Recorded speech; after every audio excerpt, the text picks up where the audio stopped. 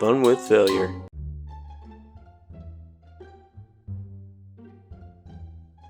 Hello and welcome. This is Dallas with Fun with Failure. We've got 10 stories for you today that I hope you enjoy, so let's get started. Here we go. I was winging it in the kitchen tonight and making my signature spicy mystery chicken dish. I just take any leftover chickens we have. Today it was Chick-fil-A that my girlfriend scored at work and fried it with some Frankensauce. I usually use normal hot sauce as the base, Texas Pete, Tabasco, Crystal, etc. Whatever is almost empty. But this time I had imported super extra spicy hot sauce. I mixed it with some peppers, olive oil, and coconut water. I tossed the chicken in it, heated up the pan, and threw it all in. It sizzled beautifully, until I took a breath. Apparently, when the sauce hits the pan, the capsaicin vapored with the water became pepper spray. I bent over coughing lightly, but thoroughly blinded, having only taken a small breath. My girlfriend rushed over to check on me, and ran directly through the vapor while taking a deep breath. She fell back gasping for breath, tears streaming, then doubled over and started hacking. Instead of rushing over to get aid, my culinary instincts focused my attention on saving the food. To put it simply, she's not exceedingly pleased with dinner, or me, tonight. This was about an hour ago and we're still both coughing, but at least the chicken was delicious. I've collected 75 gigabytes of music over the past 15 years, and I've had trouble with various music clients not recognizing me as owning many of these songs. This causes the music player to only play 30 seconds of a song or skip them altogether. I got fed up with this, and decided to just host all of my media on a media server, so I could stream it to my phone. So I took some time setting up an old server I didn't use anymore, and moved my music over to the server. After doing this, I recognized that many of the songs wouldn't play at all. I discovered this was due to the DRM protection on them. I'm guessing this is because I used to buy physical CDs, then ripped them using a media player or some other software. So I found some software to convert the files, removing the DRM protection. It could only do this for roughly 500 songs at a time, so it took me almost a week of babysitting the conversion process. I had to wait for it to finish, then move in 500 more songs to be converted. The converted files all ended up in the same directory, without any tagging information like the title or author, but they had the formatted name I used, author title. I wrote a simple program to go through all the tracks, added the tagging information, then moved them into a folder based on the authors, overwriting existing songs with the same name, since I wanted to keep the newly converted songs instead of whatever there was before. In the program, I included the summary of the process, and found that roughly 6,000 tracks were moved, and 19,000 tracks were deleted, due to them being duplicates. 0 errors occurred. I deleted all these duplicate tracks. I was thinking this was going very well. Great. So nearly a week and a half of work, I get everything moved over. Now it's time to test play a few songs. Everything's looking good. Then I realized I'm not actually testing any songs I converted. I was testing songs I didn't need to get converted. Okay, so I find a song that was converted, only to realize that it's completely silent. The track is the full duration of what it should be, but there is no sound whatsoever. Weird. Okay, I'll find another song. Completely silent. Not good. I found more songs, all of them completely silent. All the DRM protected files were converted from a computer without the ability to read the files, so the converted songs were completely without music. What's worse is that I was deleting the original files. I was assuming that they weren't needed anymore, so I got rid of them to make space. I know this should have been obvious to most people, and I should have tested as I went along. But it just seemed like everything was going so well that I didn't even think it was necessary. I still don't know how much of my collection is essentially useless or deleted, but most likely 100% of the files I converted are. And because these files have overwritten any existing files there, I'm thinking it may be most of my music collection. I may be able to recover some, most, or hopefully all of the files. I'm not sure yet. I haven't even started to consider that. Sinking around 10 days into this already, I feel a little bit defeated, and spending more time on the recovery process is pretty disheartening.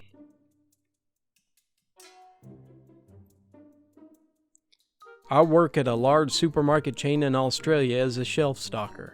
Every week we have a different item on sale, and we call these items specials. Well, one day I was working, I was sort of zoned out. I saw this guy looking at the special items with his daughter.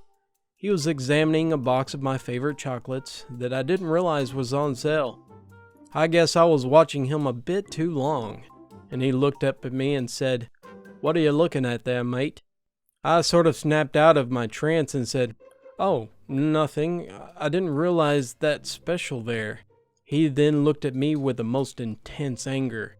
I didn't realize his daughter had Down syndrome, and he thought I was calling her a special. I apologized straight away. He did forgive me, but I still hate myself.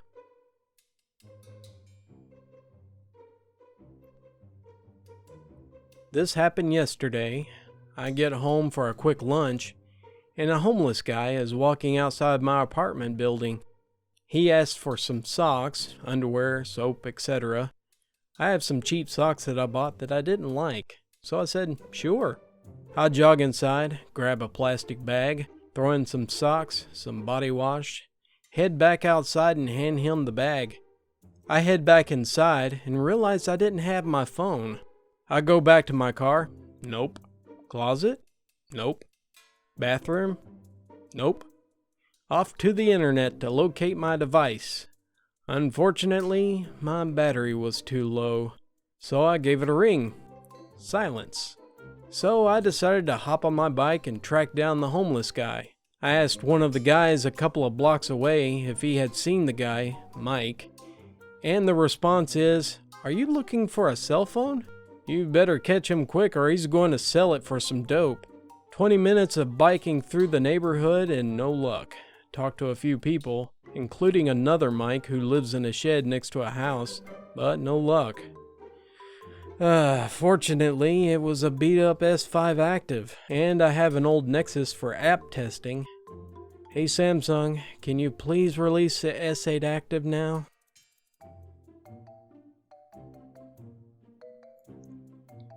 My fiance and I were out for a belated Father's Day with my dad, my brother, and his girlfriend. We went to a good Mexican restaurant. Everything was going great, and we get our food. My brother and I love spicy food. So my brother requests some habanero sauce. He uses the sauce bottle and it works just fine. I reach across and grab it from him, but it's not working. Nothing more than a drop or two comes out. We're talking, and I'm engrossed in the conversation, absent-mindedly shaking the bottle, trying again, but no sauce is coming out. Until finally it happened. I squeezed too hard. I heard a ferocious fart. The sauce came shooting out of the bottle onto my burrito. The splashback was shocking. Habanero sauce went everywhere. But it seemed to have a special affinity for my fiance's face. It got all over her shirt, her necklace, her hair, her face, and yes, her eye.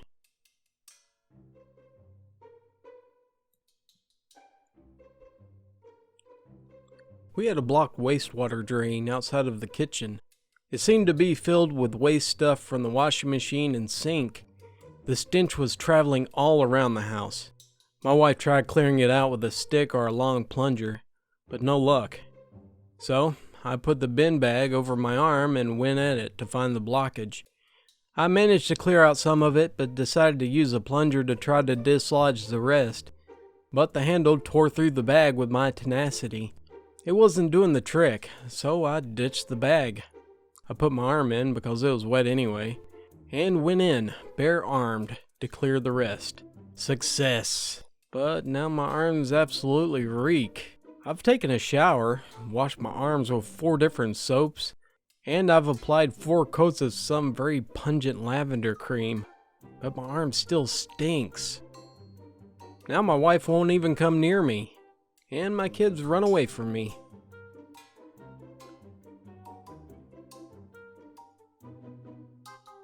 In case you didn't know what a Chinese yo-yo is, here's a picture. You basically have a yo-yo that is spun very fast on a string and propelled by flicking the two sticks like drumsticks. When it's spinning fast enough on the string, you can do some fun tricks, like throw the yo-yo in the air and catch it, or grind it on the stick. I've been messing with Chinese yo-yos for a couple of years and learned a few tricks with them. They're great for impressing people, especially kids, and as someone who's more of a social caterpillar than a butterfly, they've helped me with breaking the ice. So, I've gone to summer camp for as long as I can remember, and brought along the Chinese yo-yo one session when I was a counselor. I think this was in 2015. The idea was that I could impress some campers and maybe teach them a few tricks. On the first night I brought out the yo-yo, and it was a huge hit.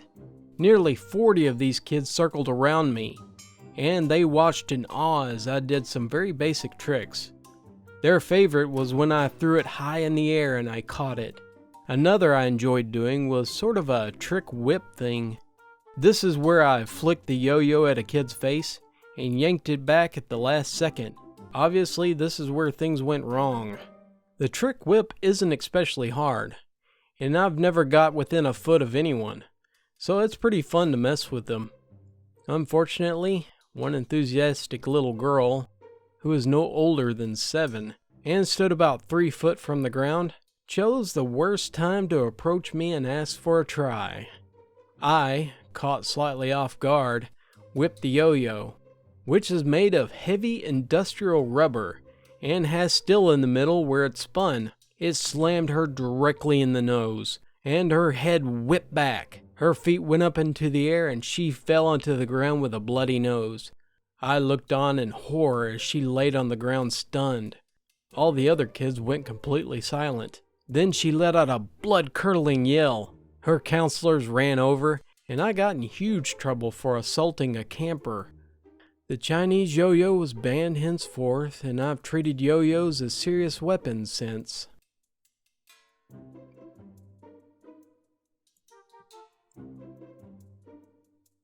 This happened today. My day started out with me bringing my 6.5-month-old baby to daycare. Me, not realizing when I took him out of the car seat, had a huge blowout and he was covered in poo. I got it on my skirt and it was all over the car seat, so I had to deal with that and it made me late for work. In the building where I work, we've been having cockroach problems. It seems that not a week, if even that, would go by where there wasn't at least one big cockroach in the woman's bathroom. I am terrified of cockroaches. One time I was in there, I saw one of them run under the toilet seat to hide. So, now I always bend over to look under the toilet to make sure one isn't hiding there before I start doing my business. Today, I bent over to do the standard cockroach check and banged the top of my head on the lock on the stall door.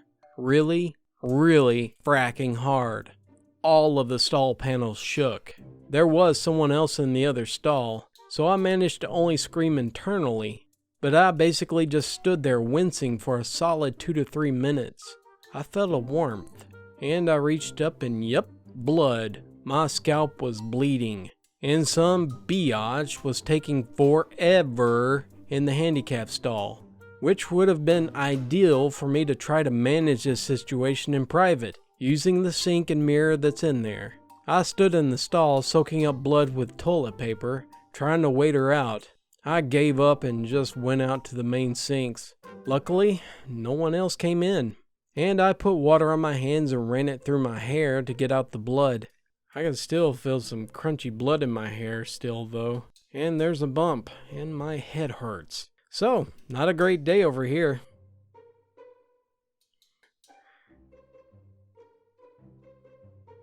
I'll start out by saying that I have little experience working on cars, but I know that the brakes that were previously squeaking are now grinding, which is not good. This would damage the car over time, and I'm not wanting it to get worse. I decided to take my 16-year-old son and buy the brake pads and learn how to change them together. I'm in IT, and like anyone in the tech industry, I am an expert in Google and YouTube. We bought the pads and got some advice from the auto parts store, then headed home. We pulled up 3 videos on how to change the brake pads. We were both pretty confident we could do this, and headed outside to my driveway. My driveway is not perfectly flat and slightly inclined. Knowing this was dangerous, and not wanting to drive 30 minutes to my dad's house, where I would have access to all the proper equipment, I decided to pull the car sideways in my driveway. I tell my son to not ever do this. You should always use jack stands and make sure the car is secure before working on it. The jack we are using from the car, it is for changing a tire on the side of the road in the event of an emergency, not for use while working on your car. I arrogantly proceeded to do exactly the opposite, because I'll be careful. While tightening the last bolt on the brake caliper, the car slowly moves, and the jack falls over. The rotor falls right on my forearm. I watch as my arm opens up like the Grand Canyon vertically, from what I thought was my wrist to my elbow at the time, and I'm instantly terrified. I look over at my son, and my fear vanished as I felt tremendous guilt. The look on his face was as if he just watched me die. He screamed, "Oh my God, Dad!" I somehow pushed the car with my left arm and pulled my injured right arm free. I immediately wrapped it in my shirt and said, "It's bad, but it'll be fine, son. Get me some towels fast and tell your mom." He runs in and I walk in the house and begin directing traffic. The first towel, a full-size bath towel, was saturated with blood quickly, and I began to apply really firm pressure on my upper forearm where I thought that it would be most likely to have a severed vein. I had my son wrap the second towel around my arm and pull hard. I had my wife call my dad, because my only vehicle is not drivable. He is coming, but 20 or 30 minutes away, and now I feel my shirt getting soaked in blood, where I had my wrist pressed against my body. Turns out the injury was lower and I had most of the pressure on the wrong place. I eventually had my son wrap a tight belt around my bicep. But concerned about blood loss, I decided not to wait for my dad and called 911. With the makeshift tourniquet held tight by my son, I sit back and try to control my breathing until the paramedics arrive. About 5 minutes later, 15 or 20 minutes since the initial injury, the paramedics arrive and say, "We're gonna have to get a look at this to see what we're dealing with. You can look away." I watched as they unraveled the towels to see the wound. It's bad, but not as long as I thought. It was mostly above the wrist and about 8 to 10 inches long. The paramedic immediately says, "Great job stopping the bleeding, man, but this will need to be repaired inside out with surgery." Once I'm in the hospital, my doctor opens up the bandage from the paramedics. She looks at me and says, "I have no idea how, but I don't see any structural damage, and I think that it just needs to be cleaned and sewed up." She was right. After a couple of hours of cleaning it and x-rays, etc., I got about 14 stitches and went home. I felt a bit like a drama queen at that point, but there was no way for me to know the extent of the injury. I'm positive my son will never make the mistake I made and work on a car in unsafe conditions, so that's good. And check out my Father's Day gift.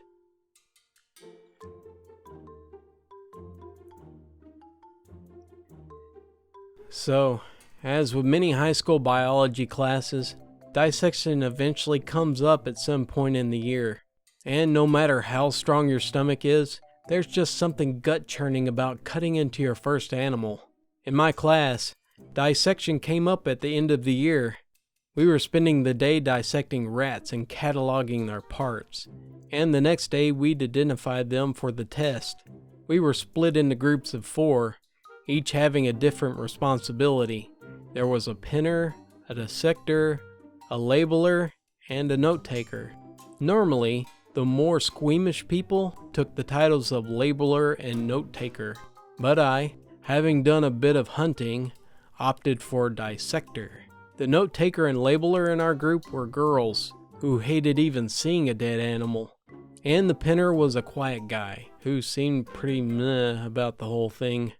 My job involved simply following the instructions on how to dissect our specimen, and perform said duties via scalpel and forceps. Now, By the hand of some cruel god, our rat just happened to be pregnant with 13 jelly bean-sized ratlings. To make matters worse, we were unaware of this little factor, until I sliced into its guts to reveal pale pink rat fetuses. The discovery was both repulsing and enthralling. With expert precision and grace, I levered the forceps around one of the little rat babies and gently plucked it from the womb. Then, being the paramount of student integrity, I proceeded to lean forward and wave it around at my more squeamish lab partners. Did I mention I was a little jerk as a 9th grader? The note taker, a timid young lass, screamed bloody murder at the sight and began flailing her arms like it was Judgment Day. Unfortunately, I was in an awkward position, hunched over the lab table with the rat fetus clamped in the unwieldy forceps. Her flailing arms caught the forceps full on and rammed the foul, fleshy jelly bean straight up my nose. I felt the arid stench of the formaldehyde and preserved rat fetus invade my nose. I ended up cursing, dropping the forceps, plugging my nose, and blowing a rat loogie right onto the table. My male partner began laughing like a devil, while the other female counterparts went rigid. Meanwhile, the poor girl I taunted drew the attention of our teacher, who came over to calm her down and asked what the heck was going on. I could only rub my nose furiously, while my male partner explained in giggles. Our teacher saw the rat babies all swaddled in their mother's womb, the slimy one on the table, and then me rubbing my nose furiously. I guess they picked up on it pretty quick, because they started getting everyone to calm down, as the rest of the class stared at us. I ended up only getting a verbal warning, because I think the teacher felt sorry for me and didn't want the entire thing to be escalated. The girl I taunted switched with another group, as did the other girl. Both decided that they hated me from then on, and I didn't blame them. Still, they weren't the only ones who really suffered. I still shudder to this day thinking about the ungodly thing being stuffed up my snot shooter.